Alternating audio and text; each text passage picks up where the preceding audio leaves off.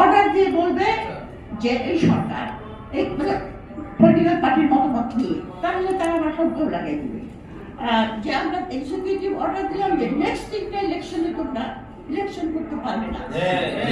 বলে কেন? তোমরা আমাকে তিনটা ইলেকশন করতে পারবে না, আমি ভোট দিতে পারি নাই, তো তুমিও তিনটা পাবা। এটা হলো সবচেয়ে সহজ উপায়। আরো উপায় আছে, নির্ভয় আদেশ আছে, তারপরে আপনার কি বলে ইলেকশন কমিশনে যে থাকে রেজিস্ট্রেশন, তারপরে গণভোট দেওয়া যায়, বহু রকম আছে পথ।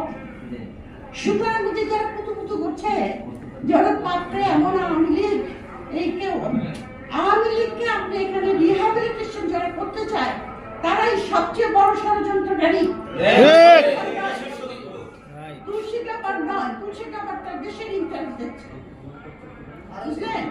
তুলসী ব্যাপার আমেরিকার ইন্টারেস্ট দেখে আমেরিকার বন্ধু ইন্ডিয়া, শেষের জন্য ইন্ডিয়া এসে ইন্ডিয়াকে সন্তুষ্ট করার জন্য কথা বলেছে।